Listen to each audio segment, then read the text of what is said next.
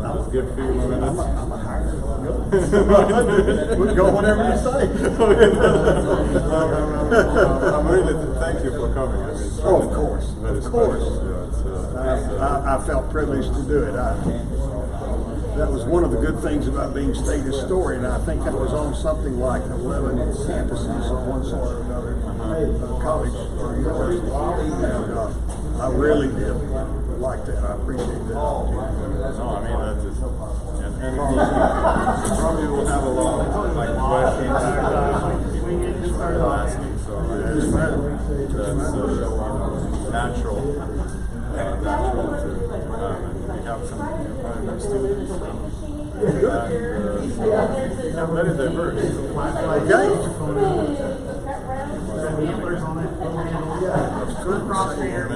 Okay, all right. I'll speak to a couple of people that I have. Talk to everybody. I just winged it. I was like, okay, we're in lecture. Here we go. Okay, good. Filming, right? So, you're going to be filming? Okay, because I'm going to probably try to get a different angle that's Can you hear me? here. So Okay, very I just good. want to make sure I don't. Okay, good evening, everybody. So, thank you very much for coming. Today we have a wonderful, it's an honor to introduce our distinguished speaker, who has been state historian for a long time. And so, of course, first of all, let me acknowledge all the guests we have. I know we have Fred Rushdie, the member of Board of Regents, here with us. Thank you. We have Dr. Matthews, who is Vice President for Instruction. We have Dr. Patterson, Vice President for Administration, with us here. And thank you all very much for coming. Of course, the topic is about the veterans. So I would like to know how many veterans are in this room, by any chance. Could you please raise your hand? Okay, so there's quite a few. So thank you for your service. Thank you for your service. Of course, the topic is about the Texas and Texans during the World War II, which was been a long time ago. So as you can see here, it's going to be not just words, it's going to be some exhibits as well. So, let me introduce the speaker. He has a lot of distinctions, so, but I would like to mention just a few of them. Bill O'Neill's father was a veteran of the World War II. Through his college students, he collected a lot of interviews from World War II veterans, and he also released several books on the Second World War. He's the author of more than 40 books, and as well as 300 articles and book reviews. His most recent writing award, the A.C. Green Library Literary Award, was presented at the 2015 West Texas Book Festival in Abilene. In 2012, he received the Lifetime Achievement Award of the Wild West Historical Association. And in 2007, he was named True West Magazine's Best Living Non-Fictional Writer. O'Neill has appeared on TV documentaries, the History Channel, the Learning Channel, A&E, and the American Heroes Channel. During a long career at the Panola College at Carthage, Texas, his most prestigious teaching award was a Piper Professorship presented in 2000. And in 2013, Panola's new dormitory was named Bill O'Neill's Hall. And in the same year, he received an honorary Doctor of Letters degree from Texas A&M University and Commerce. O'Neill's 4 daughters all have entered the field of education, and he is a proud grandfather of 7 grandchildren. That's wonderful. All right, so let me introduce the speaker, and please join me in applauding Professor Bill O'Neill. Wonderful introduction. I appreciate it, and I'm certainly gratified at how many of you have come. Thank you for your presence.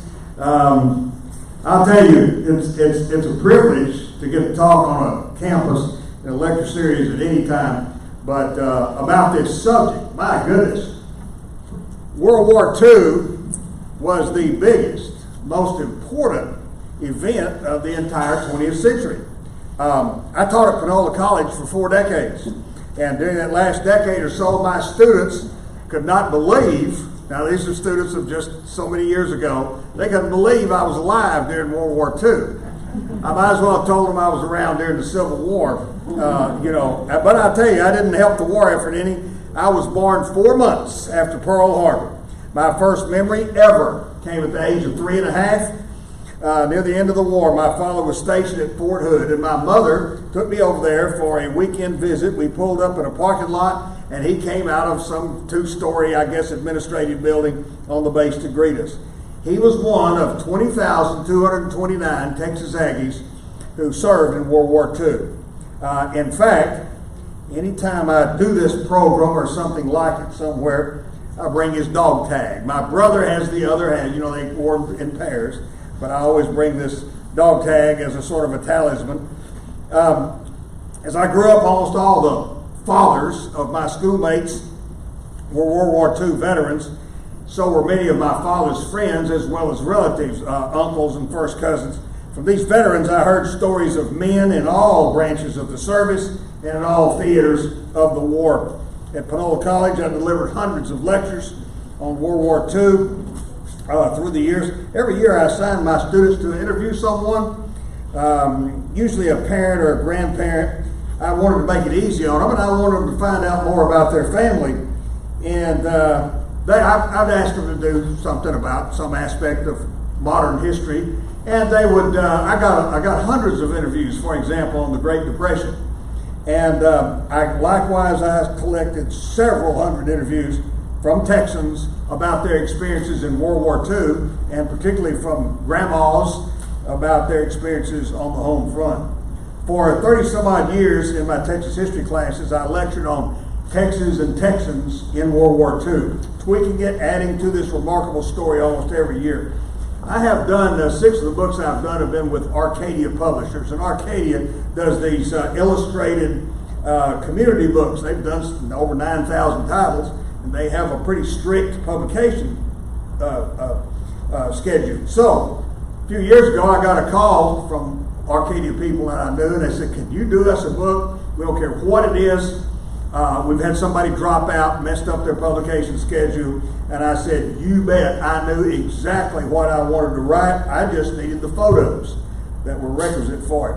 And it was this book on Texas and Texans during the war. I spent a couple of glorious months, incidentally, going around everywhere that I knew there was World War II stuff, old bases, wonderful museums. Of course, I was here as well. At that time, you had the Flight Museum here, as well as, of course, Seawolf Park and other things, some of the emplacements, artillery emplacements you've got. Had a great time doing that. For more than a century, Texas men had been expected to defend their homes from Mexican soldiers, Santa Anna, his invasions, border raiders, Comanche and Kiowa war parties, rustlers, feudists. During the Civil War, okay, remember the Civil War is 1861 to 65. Okay, in the census of 1860, Texans, there were ages 17 to 45, soldier age. There were 92,000 some odd Texans of that age. During the war, over 70,000 Texas men served in Confederate uniforms. I mean, that's quite a turnout.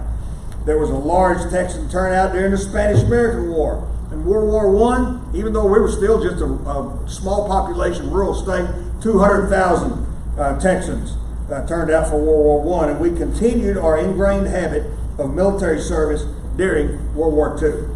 Now, during the run-up to World War II, polls showed that Texans were the most belligerent people in the United States toward Nazi Germany and Japan.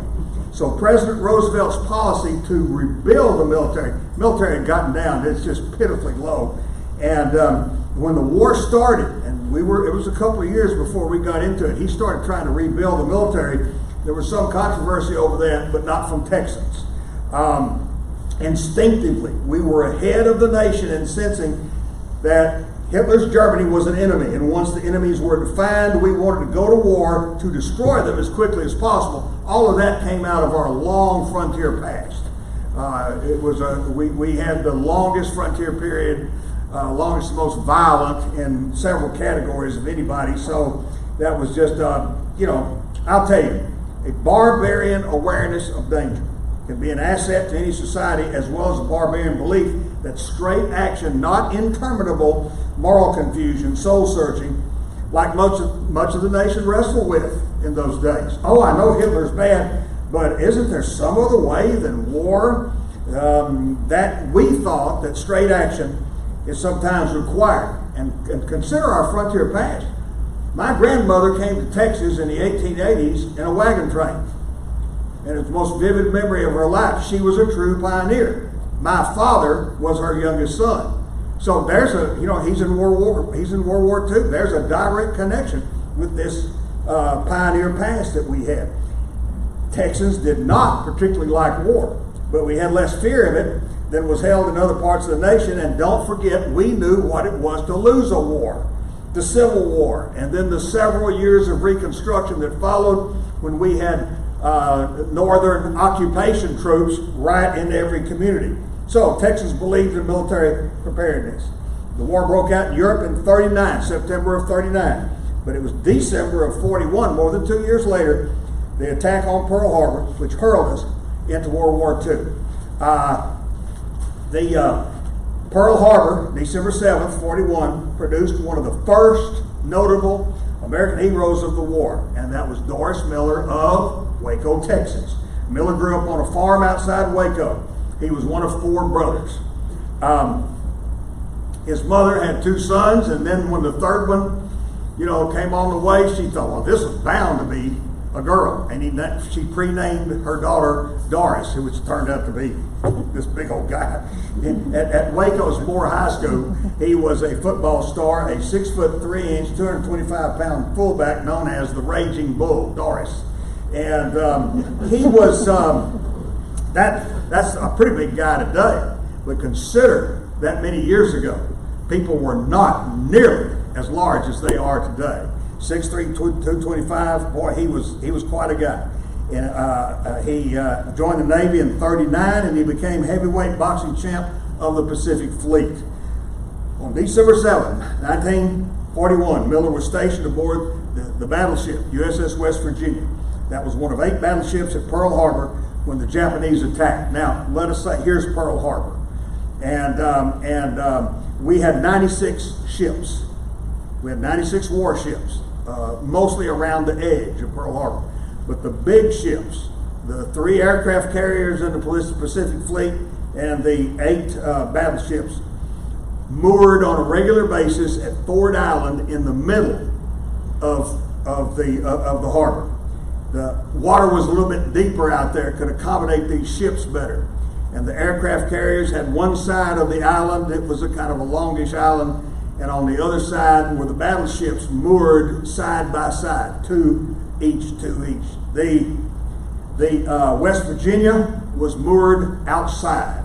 Here was the island, here was one ship, and here was the West Virginia. The West Virginia was struck by 7 torpedoes, which meant those torpedoes hit it outboard. They all hit on the same side, and they just split that ship almost in half.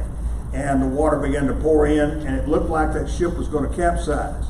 Those of you who know about Pearl Harbor remember that the battleship Oklahoma capsized and trapped more men died in the capsized Oklahoma than on any other ship except the Arizona, which blew up. Fortunately, the officers counter-flooded the ship, and it righted and sank straight down. And those things are so huge, it didn't get completely submerged or anything, but it would have been. The ship's captain was severely wounded, so Miller, huge guy, carried the captain to safety. Sadly, he later died. With his ship sinking beneath his feet, Miller began firing a big machine gun. He thought he brought down at least one Japanese plane. Well, almost 6 months later, on May 27, 1942, Miller received the Navy Cross from a fellow Texan, Admiral Chester Nimitz, aboard the carrier USS Enterprise in Pearl Harbor He became, on that day, the first African American ever to receive the Navy Cross. And again, he was from Texas. He was sent out on a war bond tour, and that included a major parade in his hometown of Waco. Eventually promoted and stationed above a brand new escort carrier. The escort carrier was a sized down aircraft carrier. Wasn't as big, it was functional, but it didn't carry as many planes and not nearly as much crew. It was a brand new ship, USS Liscum Bay. And the first combat assignment the Liscum Bay had was the siege of Macon Island. And they fought for several days.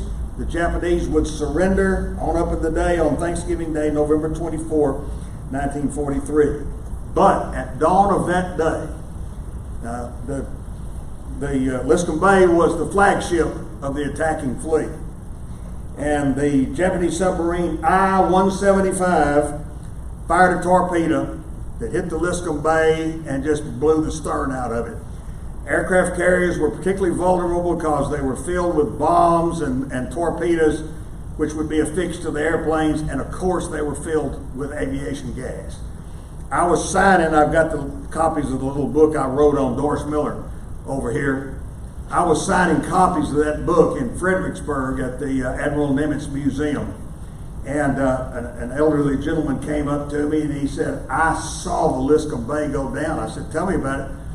And he was on the ship nearest to the Liscum Bay when he heard this massive explosion. He looked over there and he said that thing was just dropping like a rocket. The torpedo must have hit, again, other torpedoes and aviation gas, etc. So what happened is most of the crew went down with the ship. There was a crew of about 850 men, 644 men went down. The captain went down, the admiral went down, and Doris Miller went down. Only about 200 men survived. I will tell you, Doris, by the way, was 23. There was retribution.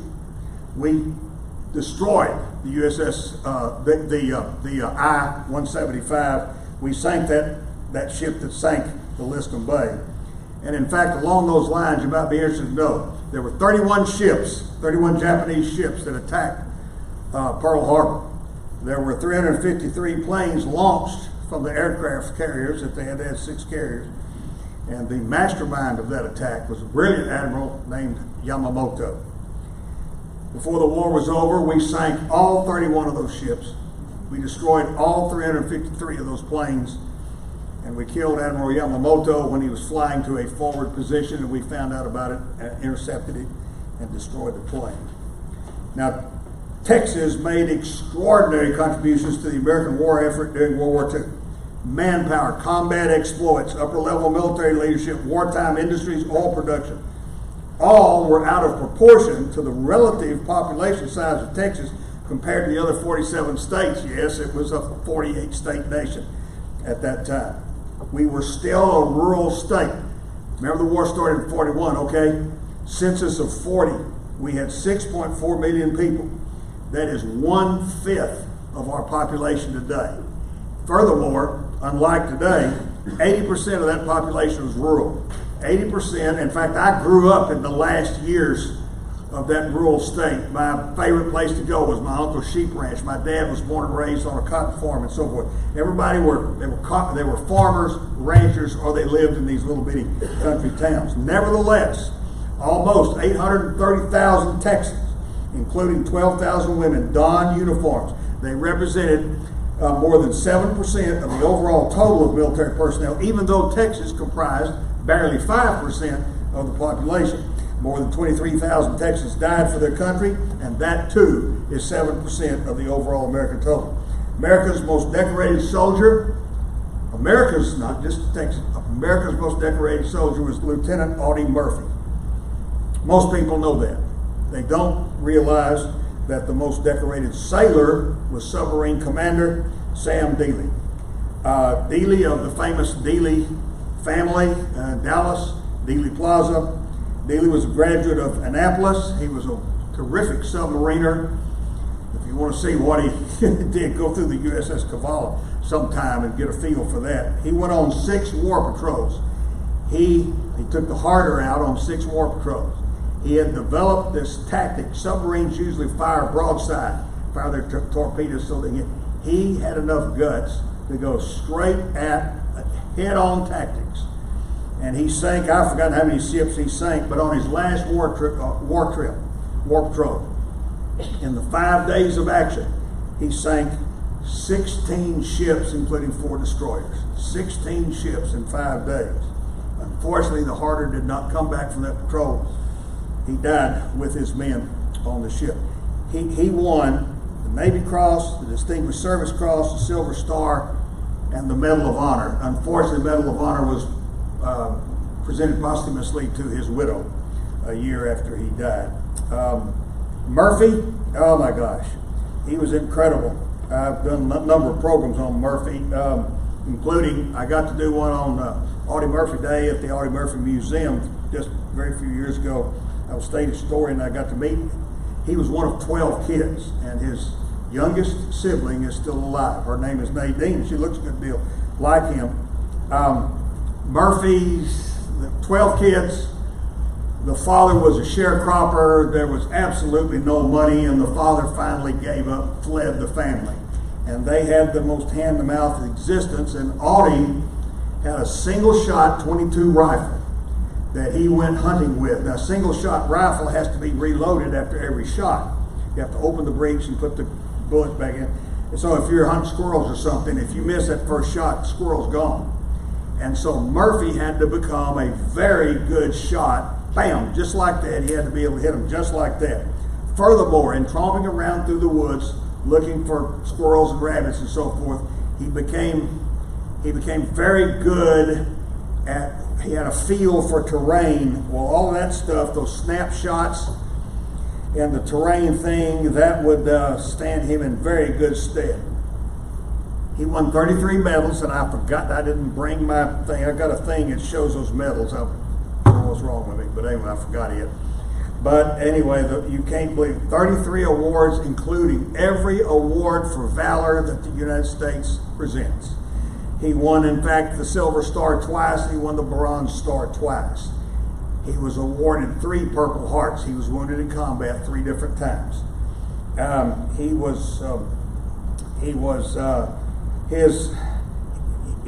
Audie didn't go to school but 4 years, and he dropped out in the 5th grade. And yet, now, and also he had a hard time enlisting. First, he lied about his age, and finally he got in underage. They didn't know it. They didn't particularly want him. He was 5'5" and 110 pounds.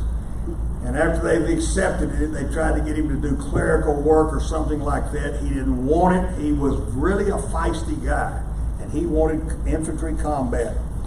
And he went through, for that Audie Murphy program, I did a thing just on his combat exploits.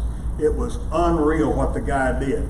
And so, just a quick word about his last combat exploit, and that was his Medal of Honor victory. Despite his lack of education, he was one of the great warriors of the entire conflict.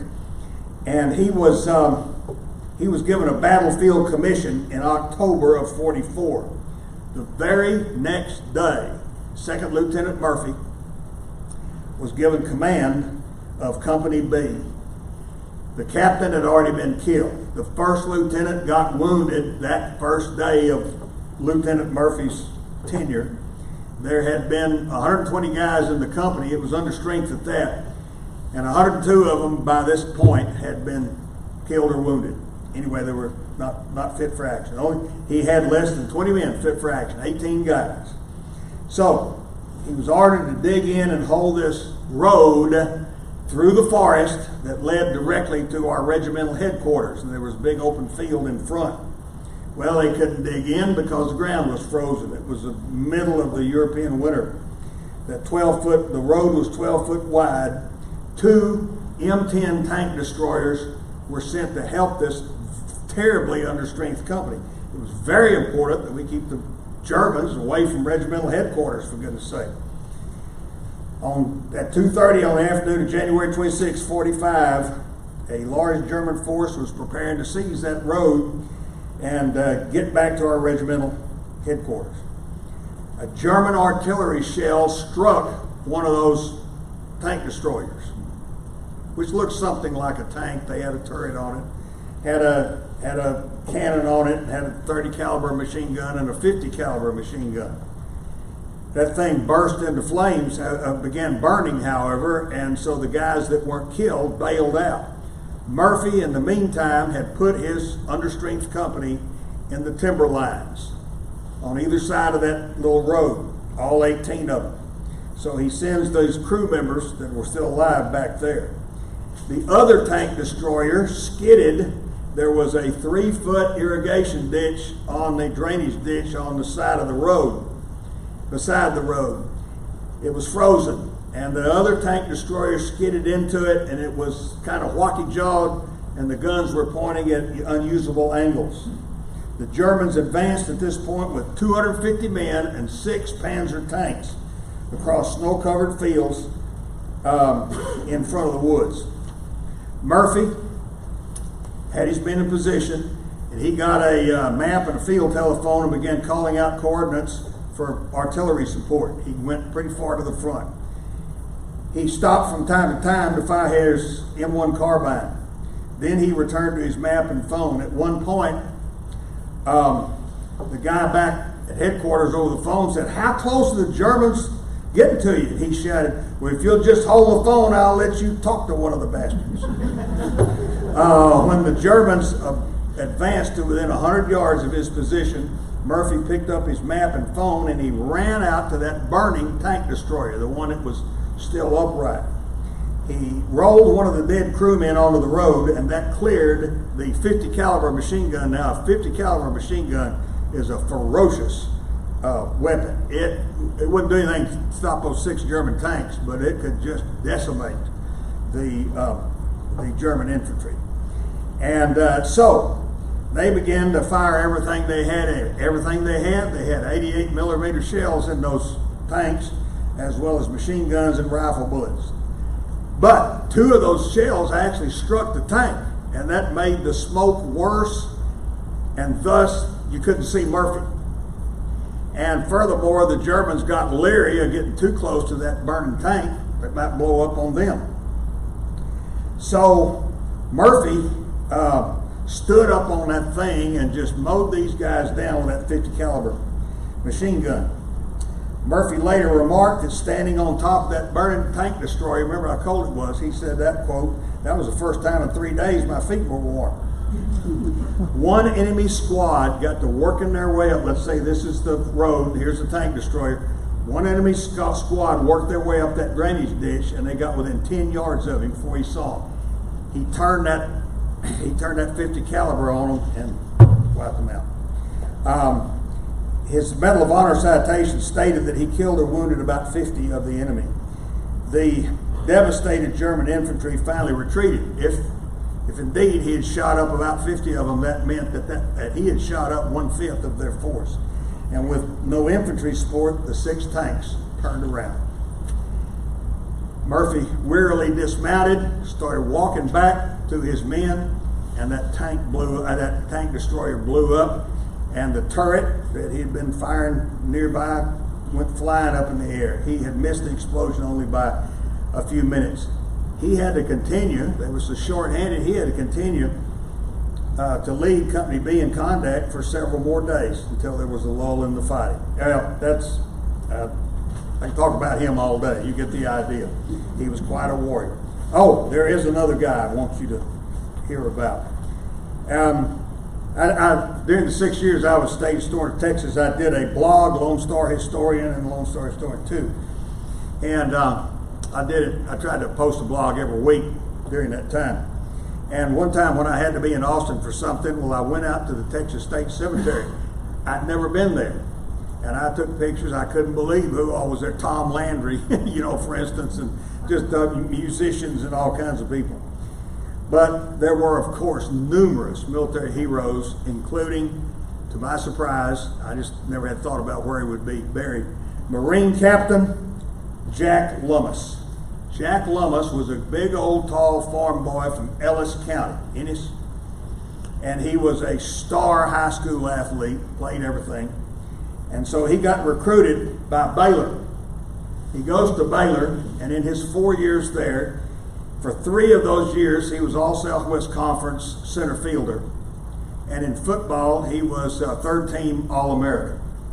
He graduated in the spring of 41, and he immediately started playing professional baseball with the Texas League team from Wichita Falls, I believe. Texas League, that's just 2 rungs below the bigs, and he's a rookie. He had an excellent season, wonderful future in professional baseball. The seasons in those days did not overlap. And so when football season started, he was hired by the New York Giants of the NFL. And they went all the way to the NFL championship game. There was no Super Bowl in those days. That was as far as you could go. They did lose that game, but Lummis, has a stellar career ahead of him. But by the time they played that NFL championship game, Pearl Harbor had happened. And Jack Lummis joined the Marine Corps, the best, as he thought it would be. And he's captain now. Captain Lummis lines up on Iwo Jima. His company is pinned down by machine gun nests. And he gets a bunch of explosive and he starts loping through those machine gun nests. He destroyed 3 machine gun nests before a mortar shell blew his legs off. They were carrying him off to the hospital ship, and he said, well, it looks like the New York Giants just lost a real good end. And sadly that he died on the way to the hospital ship. That was sad. Listen, I've been talking about Medal of Honor winners and stuff. Let me show you some of this stuff that I brought here. Just some artifacts. Here are the canteens of that era, these metal canteens. This is World War II. I bought this one later. This is Korean War era. I used to camp with all this stuff. I love going out camping with all these things. I fried my morning bacon in this old mess kit. Let me see how it works. And it works great. I can tell you, bacon tasted wonderful. I always carried in these web belts. You can put anything you wanted to on them. And I always carried this first aid kit.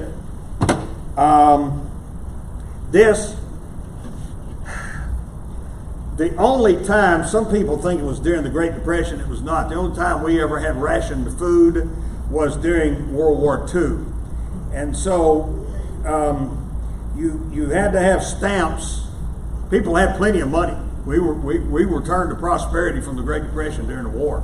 You'll see why in just a minute when I get to talking about something else. But you not only had to have money to buy, let us say, gasoline or meat or, in my case, sugar. My mama knew that I needed frequent rations of Jell-O to make the war on. And Jell-O had sugar in it. So she would trade a couple of these are her books and one of them's mine. She would trade some kind of other stamps for sugar stamps so I'd have enough Jell-O to make the war on. And so these were this. We were rationed to 3 gallons of gasoline a week. Our governor exploded when he heard that. He said, "What? Texas is too big. We can't do that." Fortunately, my mother's brother-in-law was a sheep rancher, and he got as much gasoline as he wanted, and so the 3 gallons would get her out to his ranch. She could gas up out of his tank. But anyway, these are our ration books that we had then. You might be interested in this. We had 16 million men and women in uniform. As soon as they joined, they were given this Veterans Administration National Service Life Insurance form. This is front and back, and that's all it was. It was a $10,000 policy. If that doesn't sound like too much money today, it was a great deal in the 1940s, coming off the Depression. And this was my dad's, but all they had to do, 1 page, and you signed it, and you were ready to go.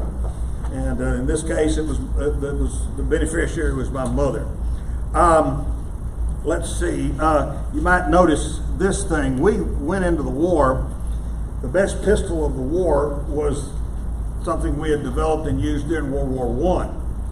And it has a clip. Bullets go in there. And this is a non-firing model, so don't worry about me. waving it around, but this gun was developed in 1911. And it was so good it was used by our officers and non-coms through World War I, World War II, and many people used the Korean War and even a few in Vietnam. And this is the regulation. You might can see this has U.S. stamped on it. And this was where 2 extra clips were held. So you wore these on your belt.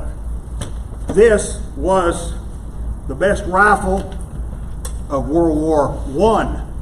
It was developed, as a matter of fact, and the copyright on this gun is 1897. Because of that, when I bought it, it was regarded as an antique. And so I was delighted to get the U.S. mail to send it to me. They gave us our preference of mails, of shipping. I said, I want the U.S. mail to send it to me. And so, well, I won't get into a sermon. But in any event, I had the pleasure of getting this from the U.S. Post Office. The reason this gun is so good, there was a clip of 5 cartridges that you could just jam into the breech. And this breech action is the best thing anybody had ever seen in a bolt action rifle. It just, you just do it with your fingers. It's that good, it's that smooth. Problem with these guns though is every time you fire it, then you have to cock it again and re-aim, you see. And then after 5 shots, you open it up and fire it again, all right? Best rifle in the world, World War I. Everybody copied it, including us, with something that was called the Springfield rifle. And the Japanese copied, everybody copied that thing, and they went into World War II with it. Except during the 1930s, we came up with a thing called the M1. And the M1 had a clip of 8 bullets, and it was semi-automatic. You couldn't fire it automatic style, but you could fire 1 shot at a time, and you didn't have to re-aim. And it was far superior to anything the Germans had. Thought you'd like to know about that, just because, that was a technical development of the war that very much helped us win the war. It didn't have to do with the Texans or anything. This is bayonet. If they got into close fighting, well, then what you had to do was put this thing on your gun, and it's a spear. Now that's not, nobody liked to do that. That was like medieval fighting with spears and stuff, but in any event, and that bayonet was used for hand-to-hand fighting and digging trenches and stuff like that. You had to. But anyway, that's some of the stuff I brought. Thought that, I just wanted to personalize the thing a little bit. I was talking about the Medal of Honor. 7 men who earned the Medal of Honor were Texas Aggies. That thing that the Aggies talk about, fighting Texas Aggies, it certainly was true during the war. Texas A&M at that point was an all-male military college. It was a college, not a university. Had fewer than 6,000 students each year. They have 60,000 now. But in their 6,000 days, they placed more than 20,000 men in the armed forces, more than any other college or university, including the U.S. Military Academy at West Point. It too is a small school because of the specialty that they're teaching. Everybody that went to A&M had to be in the Corps for the first 2 years, freshman, sophomore. A lot of them were like my dad. They left the Corps after their sophomore years because a lot of them had to work their way through school. The Aggies who stuck with it and went all 4 years got their degree and also a commission with the degree. In addition, they had been training. They trained at Army training fields during the summers, so that when the war rolled around, you had all these guys that had 2 years of training. And over 14,000 Aggies became commissioned officers. That included 29 generals from this little old college in Texas, 29 generals. Captain Joe Rout. In the 1930s, Joe Rout was A&M's first, he was a lineman, and he was A&M's first 2-time All-American. Well, in the Battle of the Bulge, he fought with the same aggressiveness that had earned him All-American honors, and he was killed. There was Sergeant William Harrell, good heavens, this guy. He was Marine on Iwo Jima. He was in a sandbagged command position, and the Japanese executed a night attack, and they were going to destroy everybody in there. As they came pouring inside, he killed 2 of them with his M1 carbine, and then a grenade took off his left hand. He pulled his 45, his 1911 45, and he killed 2 more Japs with it. Another grenade came in, and he dropped his 45 and picked it up. It's on the hand he's got loud, and he threw it out. But as he released it, it blew up and blew his other hand off. He received his Medal of Honor in uniform with prosthetics coming out of his sleeve from the President of the United States in the White House. The Texas Aggies served during the doomed defense of Corregidor early in the war. 5 Texas Aggies were among the 80 flyers during the Doolittle raid on Tokyo. Jimmy Doolittle led this responsive raid. First time we had hit the Japanese early in the war too, and the second in command was the Texas Aggie. As a matter of fact, Lieutenant Colonel Earl Rudder, who had gone through A&M, he led the Ranger assault on Point du Hoc during the D-Day invasion of Normandy, and that was the most spectacular feat of the war. These Rangers had to climb a cliff 100 feet straight up under fire. They suffered 50% casualties. Rudder himself was wounded but kept fighting, and they completed their mission. And by the way, sitting offshore just a few miles was the USS Texas. The Battleship Texas is the ship that lent support fire to this operation. Just unreal. Aggies served on every battlefront of the war and sacrificed more than 900 dead. Let me say a word about the 36th Division. It was a Texas National Guard division that was federalized in both wars. It was called the T-Patch Division. It was called the Texas Division and the Texas Army. The 36th saw heavy combat in Europe for 19 straight months. They suffered 27,000 men killed, wounded, or captured. On the senior leadership level, more than 150 generals and 12 admirals were Texans. 150 generals from Texas. 5-star General Dwight David Eisenhower, Supreme Commander of Allied Forces in Europe. He was born in Denison in northeast Texas. Now, he was raised in Kansas. But as soon as he graduated West Point, he was stationed at Fort Sam Houston in San Antonio. And he was back at Fort Sam when he received, right before the war, when he received his first General Star. And about that time, Pearl Harbor happened, and he received a call from the president to get yourself to Washington, D.C. We got stuff for you to do. So that's 5-star General Eisenhower, Commander of Allied Forces in Europe. 5-star Admiral Chester Nimitz, Commander-in-Chief of U.S. Naval Forces in the Pacific, CINCPAC, as the acronym. He was born and raised in Fredericksburg and Kerrville. He commanded in the Pacific thousands of ships, thousands of planes, hundreds of thousands of men. Another Texan, General Ira Eaker, he led the famous 8th Air Force in Europe. That was our first real counterpunch. He led the 8th Air Force over to England, which of course is right across the English Channel from the mainland of Europe. The British had been bombing now for 2 years. They had been trying to bomb, but they flew from high altitudes at night. It was safer that way. You also couldn't hit much that way. General Eaker, by that time, we had come up with the Norden bomb site, which was it was made, and the lenses for it were made in Tyler, Texas, close to the airport out there, in a secret location.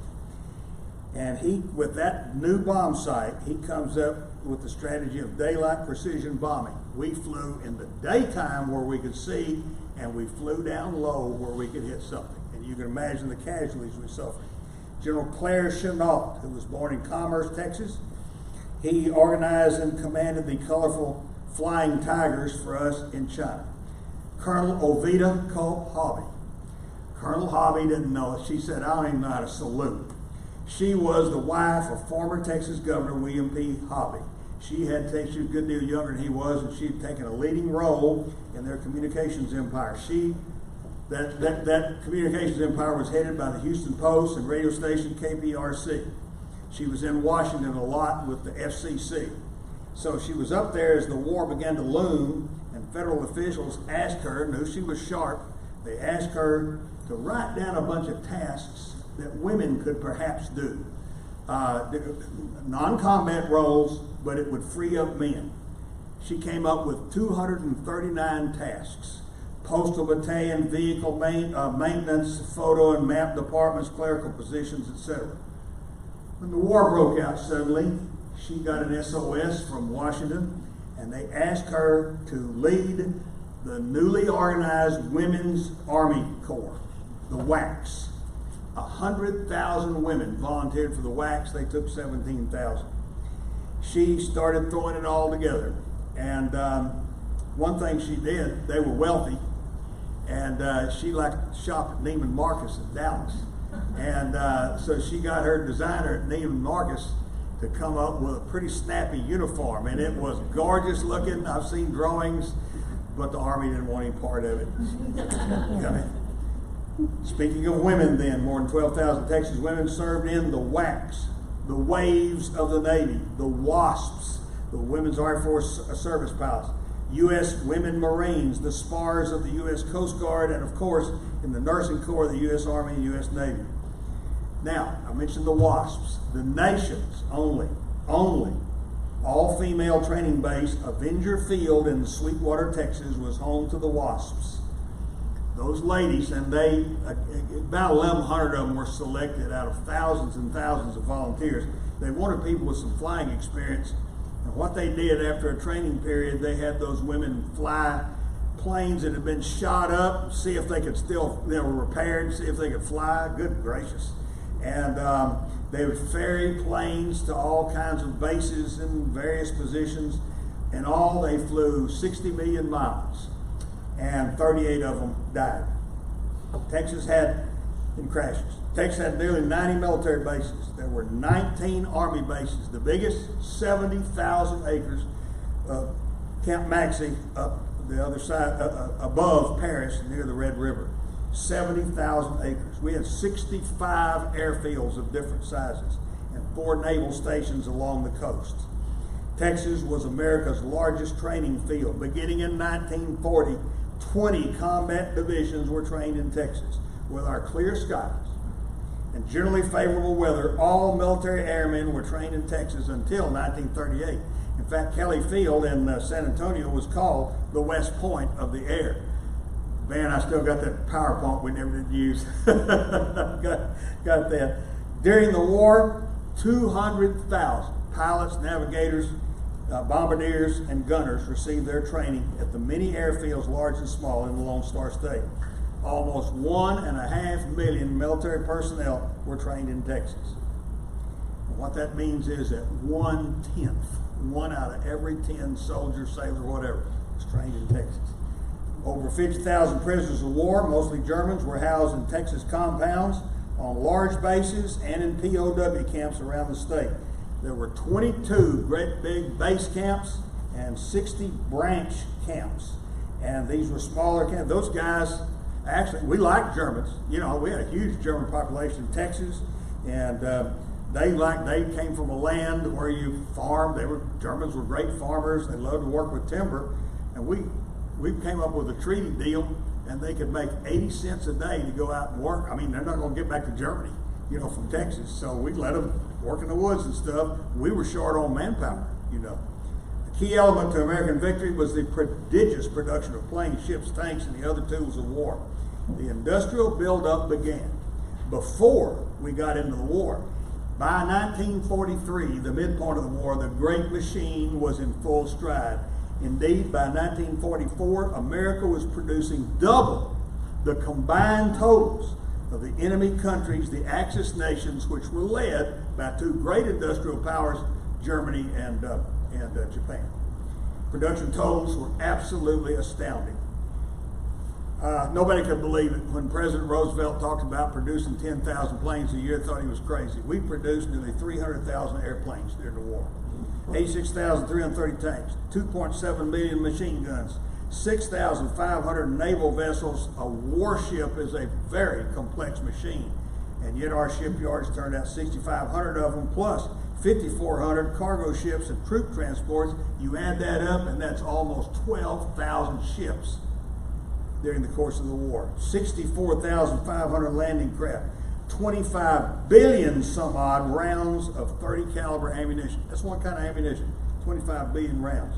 We came up with 15 million cans per week of Spam. Now, you talk to those old World War II veterans, and they didn't want any more Spam the rest of their life.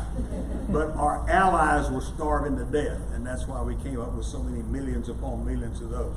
Texas played a major role in these miracles of production, with long-term results for our future. Lone Star Army Ammunition Plant and the Red River Army Depot in Texarkana, and another Lone Star Army Ammunition Plant in Harrison County, up around Karnak, other side of Marshall, sent a flood of munitions from Northeast Texas. Airplane plants in Dallas, Garland, Fort Worth, and other North Texas locations assembled trainer planes. The great training plane was called an AT-6. It was just like a fighter, except it was made of plywood instead of, they called the T in it, they called it the Texan.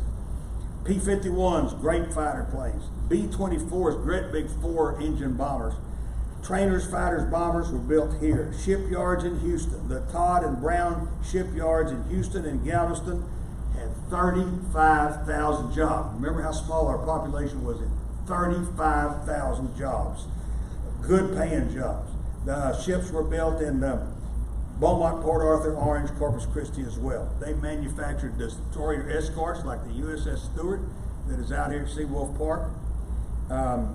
Liberty ships, other seagoing vessels. The Ford plant in Dallas produced 100,000 Jeeps and Army trucks. You couldn't get new cars because it was all going into war vehicles.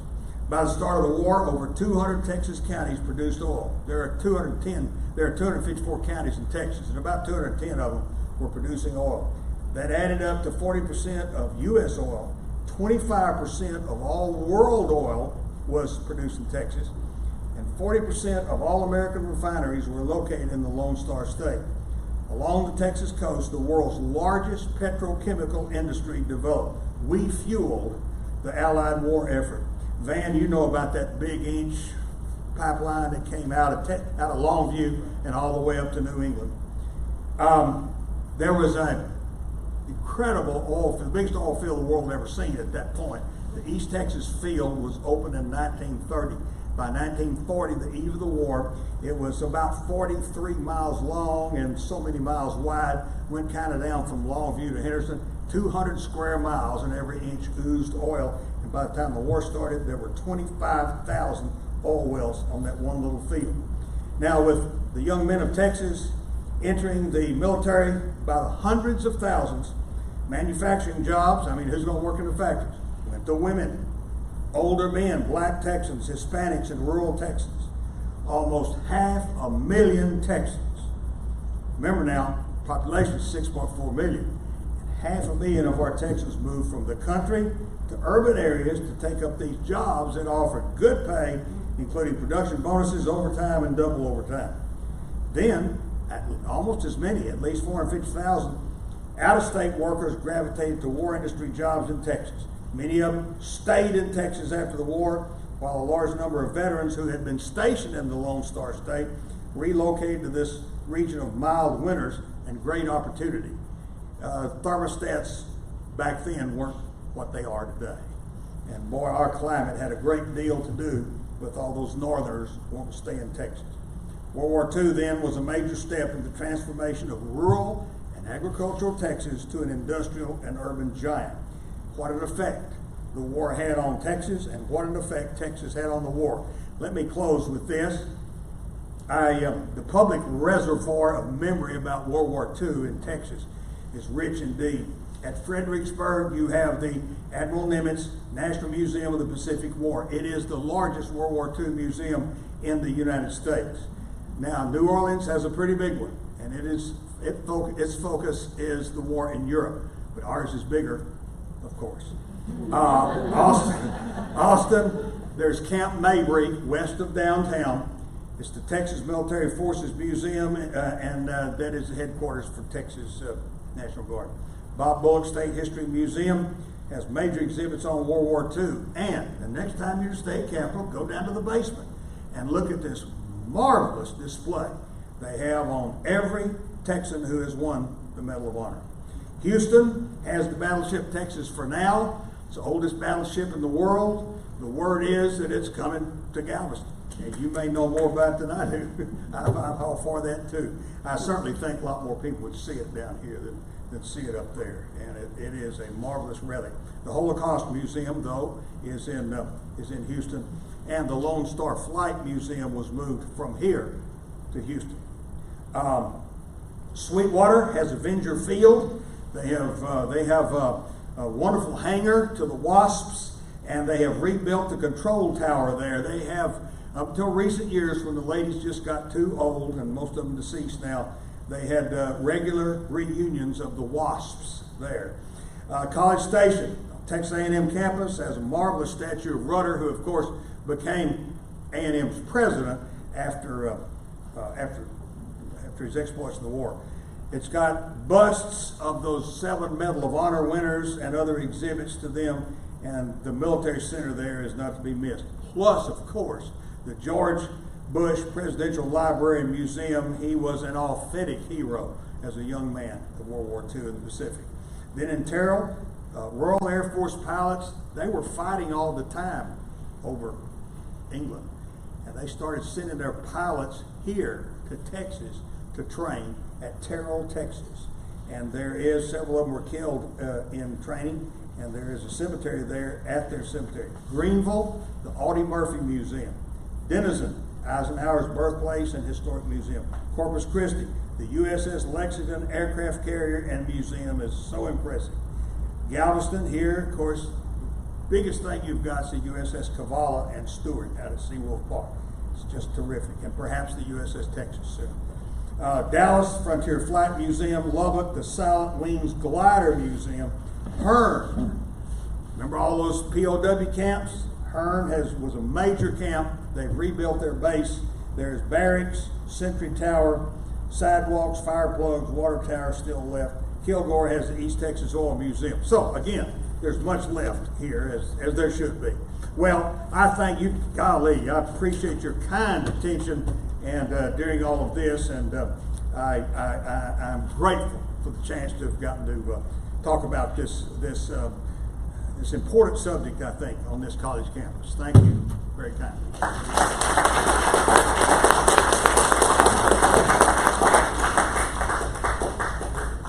Do you have time to answer some questions? If anybody has one. If anybody? Yes, ma'am.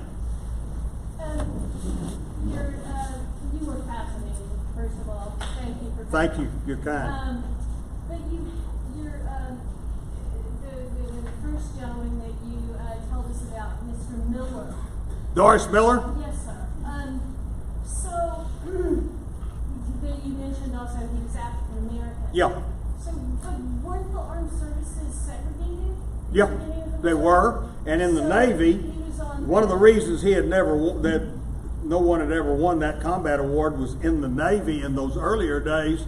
African American men had to serve as cooks and our waiters of the officers, and thus they did not have combat training. He didn't either, but he had figured out how to shoot a machine gun. Well, he was promoted to cook, and that promotion got him down in the bowels of the USS Liscombe Bay, and the thing blew up and sank, and you couldn't get up out of there. It just went to the bottom. So that promotion cost him his life, as it turned out.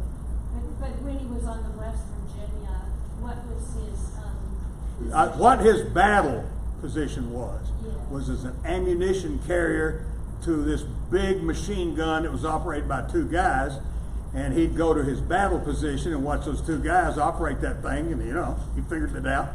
And so he's up there firing away as the ship is sinking, and after he had carried his captain to a safer place. Yeah. He is shown in all of the Pearl Harbor movies, sometimes very briefly, but they always show him because of his you know, at least somebody was fighting back. Anything else? Yes, ma'am. Professor O'Neill, you mentioned the fashionable wax. Yeah, that was Neiman Marcus whack uniforms. And do you know about the hobby hat of the wax? Perhaps not. I don't think That's so. named after Mrs. Hobby, and it was actually made by Stetson, and it was one of the most fashionable hats of the war. In fact, our uniform for wax was one of the most fashionable uniforms of the Yes, war. So, yes, yeah. yes, I'm aware of that. The British had the most modest uniform, just plain uniforms. And our guys came over there in 42 to get ready for counterattacking and so forth. And they had our relatively sharp uniforms, and we got paid more. And you perhaps heard what the British said. They said, of course, we were favorites with the British ladies. They said the Americans are overpaid and oversexed and over here.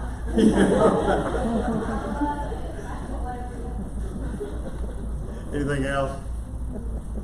Again, thanks for your kind attention.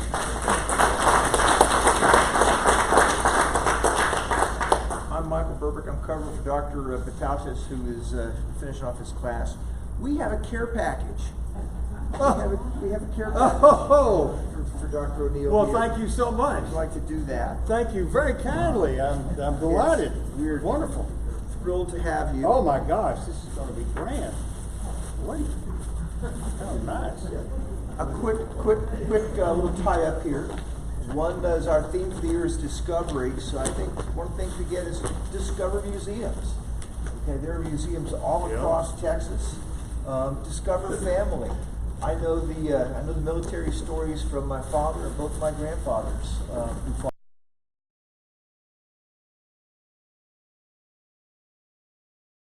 Discover a love of history, and so we give you again. Well, thank you. And as you and I talked about on the phone as we prepared for this thing, my discovery in great part came from these interviews with all those young World War II veterans when I was a kid, and then later from those hundreds of interviews I got from my students. Yeah, come take a look at what we've got. History toys. There we go. Thank you all.